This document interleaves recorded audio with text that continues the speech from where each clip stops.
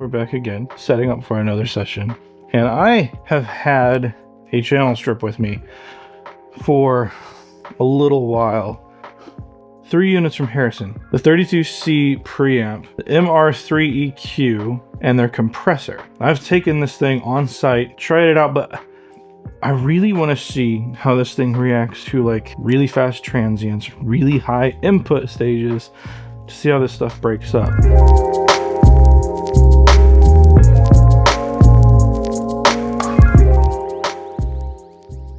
So we're back at the table again. I have a bunch of stuff here that I'm really excited to try out. The thought is we're gonna make a channel strip out of the new offerings from the 500 series stuff from Harrison. If you don't know Harrison, the company who makes Mixbus, a pretty cool DAW, especially if you're used to working in the analog realm. Well, they don't just do that. They also make consoles, and that's where this stuff comes in. 500 series from a company who's very used to building analog gear, despite what we may know them for. So here we've got compressor, EQ. This is pretty cool. I love having the combi jack on the front here. Oh, low pass, high pass on the preamp itself. That's awesome. I wish more of my preamps had low pass filters on them. Polarity switch, phantom power. We have a pad. I do love having a combi jack on the front here. And we can specify, is it high Z, is it XLR? That's pretty cool.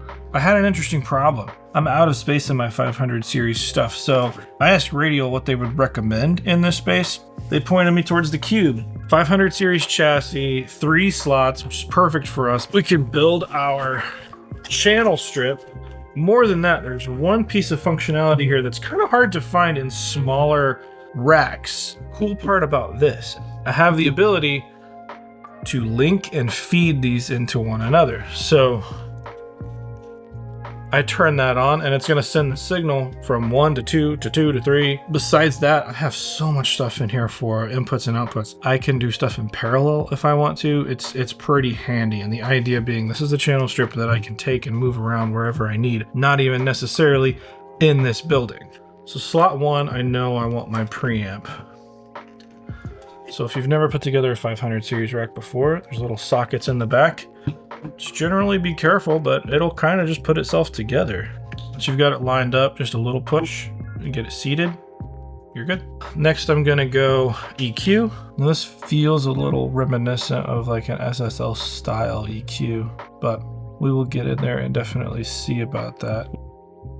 Compressor, ratio 1 to 2 up to 1 to 10. Looks like a fixed attack. We can't adjust the release. Let's see how we do. We're in. We're in. Now, real quick, we need to address the fact that this is a sponsored video. Sweetwater and Harrison sent me these modules to try out, put them through the test. So feel free to take everything that I say with a grain of salt because this was given to me to try, and there will be affiliate links down there. That does give the channel a little kickback if you decide that you want to purchase something like this or anything else from Sweetwater. That said, no one reviews the video. No one gets to see it before it goes live. I don't have to say anything in particular about the product any more than my own experience with it. And you'll hear both the good and the bad here. Now with that, back to the video. 500 series stuff is super flexible.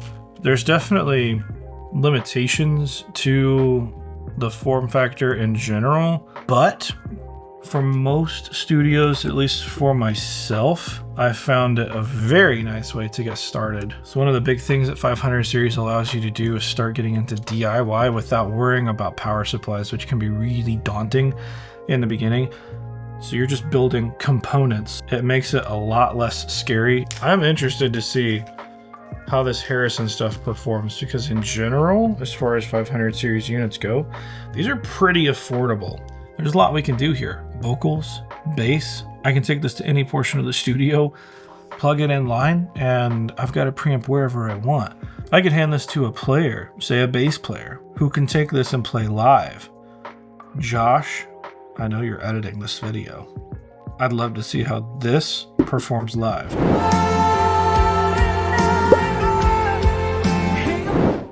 Now these studio quality units that are relatively affordable are in an absolute tank of a box. I dropped it.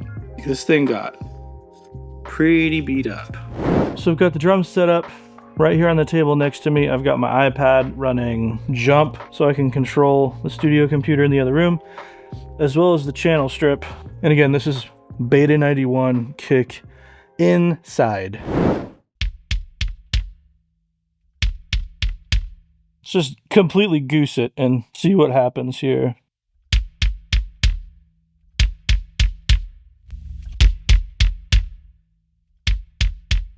So I can definitely drive the thing into distortion, but let's pull it back to a healthy level.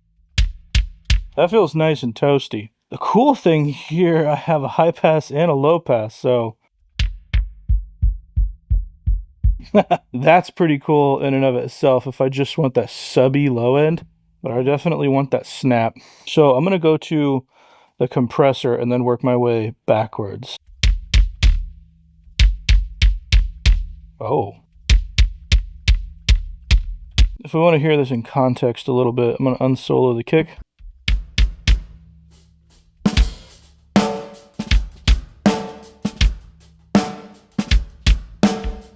Important to note, I am not a drummer, so I'm going to get rid of kick out. A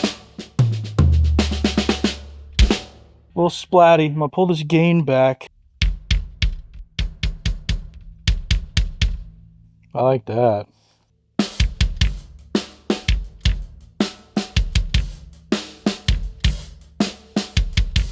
That's a lot of gain reduction. A lot. So if we pull it back, bypass. Let's pull this back to where we have a general level set for a kick. I really like that. Start playing with this EQ. So what's cool here on the EQ, we have a shelf, unless we want to put in our bell curve here. Actually pretty wide. This top could go from 800 to 15. So I'm going to sweep this mid-range here on a pretty tight Q.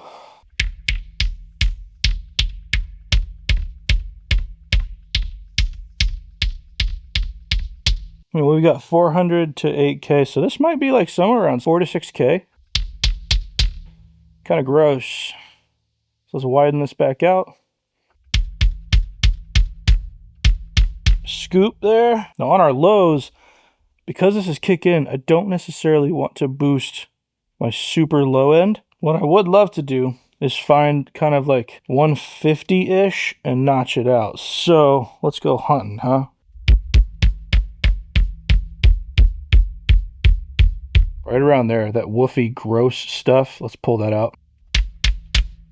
That feels good. Now, I'm exaggerated like crazy. I may get into context and realize, hey, that is not the right thing for the song.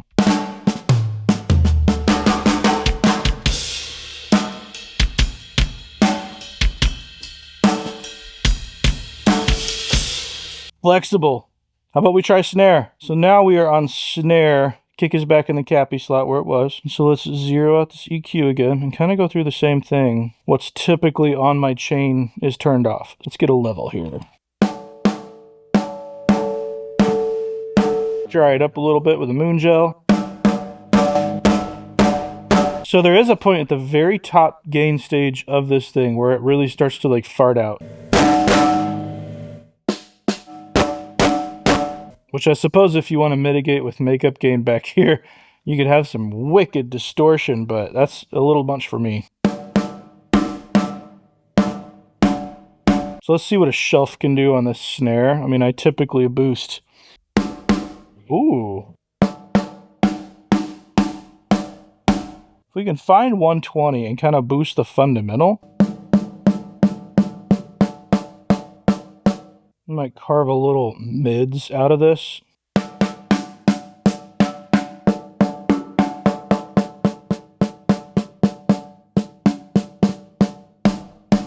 Now let's compress a little bit.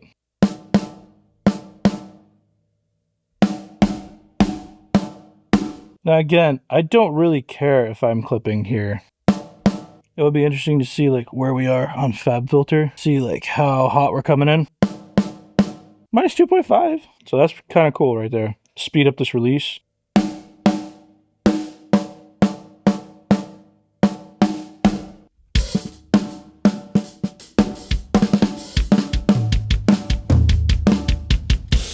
let's listen to just the snare out of curiosity here.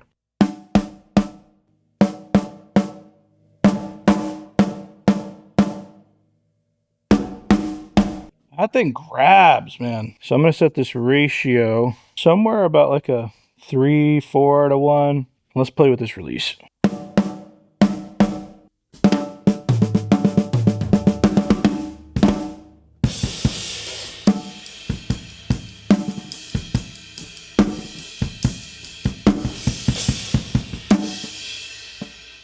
Pretty cool. So here we are at a vocal. I kind of want to see what the compression does on a vocal side here. So first off, we're going to get rid of the pad that we had before.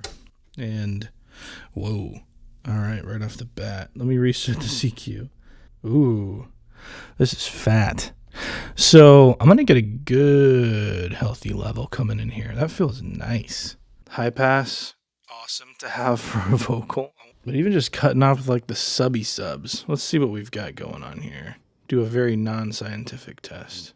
Okay, so this is with the high pass, nothing's touched here. And this is, I'm pretty close, awfully close to the 017 FET. There's a lot of body in this mic, so we're gonna slowly bring this up. And you can see as I'm not losing the fundamental of my voice, that's still there, but just getting rid of the junk. And then I keep going. Man, it's definitely quicker as you get higher in the pot. So just chop off a little bit of that bottom end.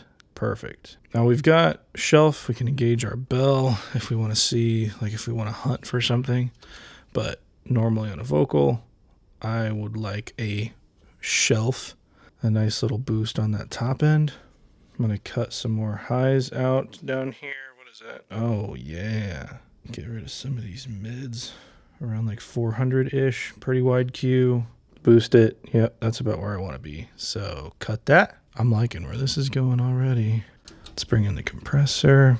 You can hear how live this thing really is. So let me get fast release. I'm thinking aggressive. Let's start bringing the threshold down here. Hey, hey, hey, hey, hey, hey, hey, hey. Hell yeah. Ha! Whoa! Whoa! So I can definitely tell I am hitting this preamp a little too hard. Let's bring it back up here. Whoa! So I'm going to see where it'll break up. Whoa! When it goes, but you've got a healthy amount of signal there. And the compressor it's a little grabby, but I wonder if I reduce the ratio and then dig in. Hey! Yeah! Whoa! I'm clipping. Whoa! There we go. Yeah! Whoa! It's a dance with the DAW. Yeah! Whoa! I like this shelf. Whoa! Increase the ratio here. Whoa! Whoa! Whoa! So the compressor's definitely grabbing that low end. So I'm going to pull that forward a little more. Whoa! Pull down some mids. Around like 1K-ish. 400 to 800, so I'm guessing there. I mean, I just wish there were more points of reference on the EQ. Whoa!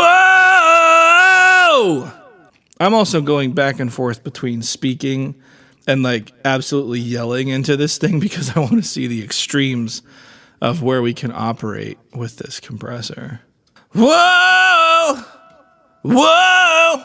So they kind of call this like a leveler versus character. So, I mean, the faster you get on your release, the more distortion you're going to hear. Think of that as like how aggressive do you want this thing? So, whoa! Whoa! I'm not sure it's not drastic by any means. So let's just bury the threshold here. Ha! Ha! That's slow. Ha! Ha! Ah! Ah! Ah! I'll be honest, I don't notice a difference. So bypass EQ. Let's see if I'm just pulling too much low end for it not to make sense of what's happening. Hey, check.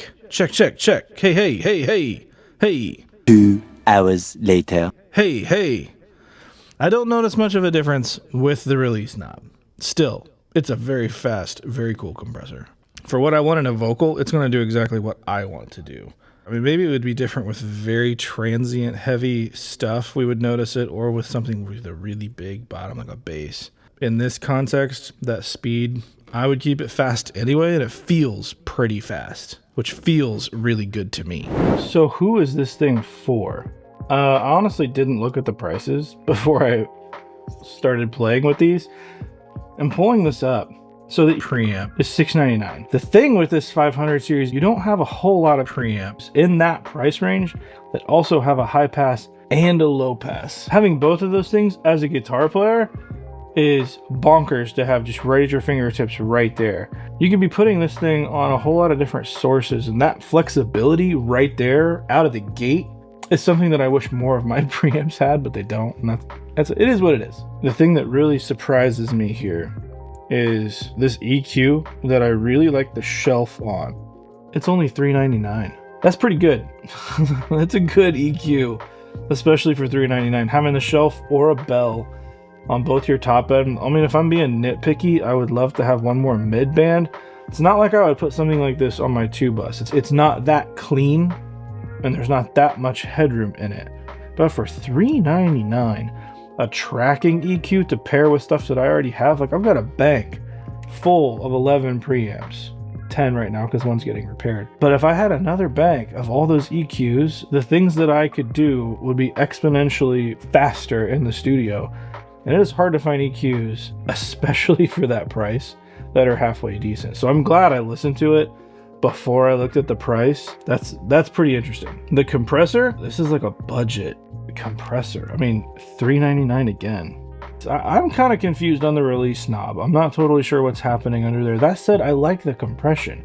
For the stuff that I'm doing, like if you really want to lean on that kind of vintagey slow attack thing, you're not going to get that here.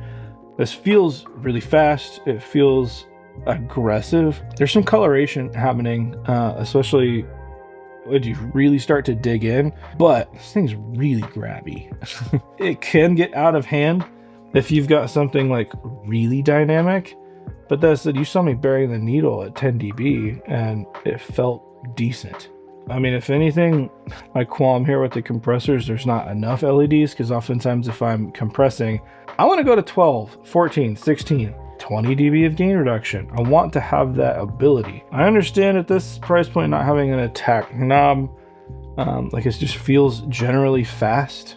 I would want the ability to slow that down a little bit, but I get for what they're going for here, kind of like a all-around tracking compressor for $399. If you've never started somewhere and you want something to basically control your signals going in, this is perfect.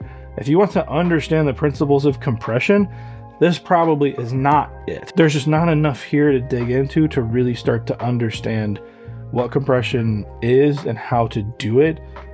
But man, if you just want some control and you already kind of know what you want out of a signal, $399. For the features that are here for a tracking session, like knowing that you're going to compress more later, you just need to control the source as it happens. That ain't a bad price for a 500 series module. So what we have here, for me, something hyper mobile that I've been able to take to a few different on-site sessions. And when I'm on those on-site sessions, I normally don't have all my tools at my disposal ready to go anyway. So I'm missing an EQ, I'm missing compression. So I've used this in a couple different scenarios, and having like that hyper transparent thing for a classical session was really, really nice. Having a decent pad is really easily overlooked on a lot of preamps. Like, it just is what it is. Some of them just don't have it. The EQ for me is the standout here. $399 for that EQ. I'm going to be taking a hard look at buying possibly more of these for my drum channels to pair with my cappies. That would just make what I do way more flexible. Really interesting look from Harrison, same guys who do mix bus. They've been making consoles for years. This was a natural next step, and I'm kind of surprised that we haven't seen it sooner from somebody like Harrison. Useful tools that I have been putting into practice here in the studio and outside these four walls, which has been pretty handy. If you guys like this video, go check out the one I did on the Rupert Neve Designs Newton. It's another preamp channel strip. It's not 500 series, but kind of the same idea of experimentation going through this stuff. I like doing these nerdy videos, and if you like them, subscribe. See you later.